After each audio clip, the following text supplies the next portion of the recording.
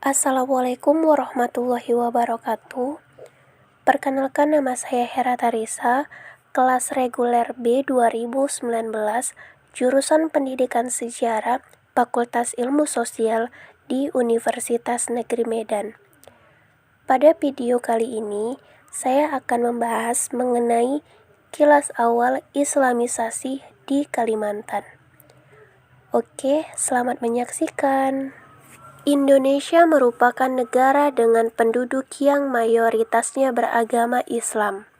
Hal tersebut tidak terlepas dari adanya proses Islamisasi di Kepulauan Indonesia. Salah satunya adalah Kalimantan. Seperti apa proses Islamisasi di Kalimantan? Berikut pemaparannya. Para ulama yang berdakwah di Sumatera dan Jawa melahirkan kader-kader dakwah yang terus-menerus mengalir ke seluruh penjuru Indonesia, termasuk ke Kalimantan. Islam masuk ke Kalimantan melalui dua jalur. Jalur pertama yang membawa Islam masuk ke tanah Borneo adalah jalur Malaka yang dikenal sebagai kerajaan Islam setelah Perlak dan Pasai. Jalur lain yang digunakan menyebarkan dakwah Islam adalah para mubalik yang dikirim dari tanah Jawa. Ekspedisi dakwah ke Kalimantan ini menemui puncaknya saat kerajaan Demak berdiri. Demak mengirimkan banyak mubalik ke pulau besar ini. Pada awal abad ke-16, diperkirakan sudah ada sejumlah orang muslim di kepulauan ini. Tetapi, Islam baru mencapai momentumnya setelah pasukan Kesultanan Demak datang ke Banjarmasin untuk membantu Pangeran Samudra dalam perjuangan melawan kalangan elit di Kerajaan Daha. Perlawanan tersebut pun dimenangkan oleh Pangeran Samudra. Setelah kemenangannya, Pangeran Samudra beralih memeluk Islam pada sekitar tahun 936 atau 1526 dan diangkat sebagai Sultan pertama di Kesultanan Banjar. Beliau diberi gelar Sultan Suryansyah atau Suryan Allah oleh seorang dai Arab. Dengan berdirinya Kesultanan Banjar, otomatis Islam dianggap sebagai agama resmi negara. Namun demikian, kaum Islam atau muslimin hanya merupakan kelompok minoritas di kalangan penduduk. Para pemeluk Islam umumnya hanya terbatas pada orang-orang Melayu saja. Islam hanya mampu masuk secara sangat perlahan di kalangan suku Dayak. Bahkan di kalangan kaum muslim Melayu, kepatuhan kepada ajaran Islam boleh dibilang minim dan tidak lebih dari sekedar pengucapan 2 kalimat syahadat.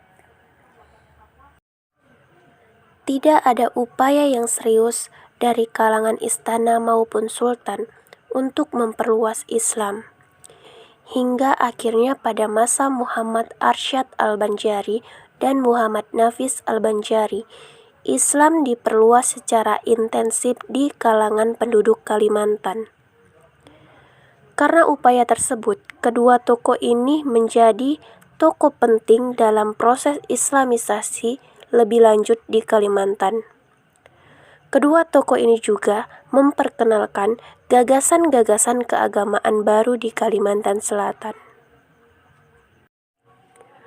Pada tahun 1550 Masehi, berdiri kerajaan Islam di Sukadana, Kalimantan Barat. Hal ini menandakan bahwa sebelum tahun tersebut, rakyat telah memeluk agama Islam. Adapun yang mengislamkan daerah Sukadana adalah orang Arab yang datang dari Sriwijaya. Di Sukadana, sultan yang masuk Islam adalah Panembahan Giri Kusuma dan Sultan Hamad Saifuddin.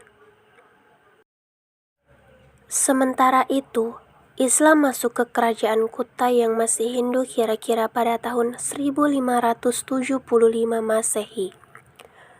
Penyebaran Islam di Kutai dilakukan oleh 2 orang Muslim dari Makassar yang bernama Tuan Dibandang dan Tuan Tunggang Parangan. Atas usaha kedua mubalik tersebut, dengan cepat Islam berkembang di Kutai. Bahkan Raja Kutai juga menyatakan diri memeluk agama Islam. Setelah Raja memeluk Islam, rakyat pun banyak yang memeluk agama Islam. Meskipun sebagian penduduk pedalaman masih banyak yang memeluk kepercayaan animisme dan dinamisme. Penyebaran Islam dilanjutkan ke daerah-daerah pedalaman pada pemerintahan Aji Dilanggar. Sejak Raja Aji Dilanggar naik tahta, beliau giat menyiarkan Islam ke daerah pedalaman. Usaha beliau ini diteruskan oleh pengganti-penggantinya. Agama Islam dipeluk sampai ke daerah Murakaman. Berkembangnya Islam di Kalimantan membuat kerajaan-kerajaan pada saat itu berubah menjadi kesultanan. Adapun kesultanan yang ada di Kalimantan yaitu Kesultanan Pasir, Kesultanan Banjar, Kesultanan Kota Waringin, Kesultanan Pagatan, Kesultanan Sambas, Kesultanan Kutai Kartanegara, Kesultanan Berau, Kesultanan Sambaliung, Kesultanan Pontianak, Kesultanan Tidung atau Tarakan, dan Kesultanan Bulungan. Baiklah, sekian dari pemaparan yang dapat saya sampaikan. Semoga bermanfaat. Terima kasih dan wassalamualaikum warahmatullahi wabarakatuh.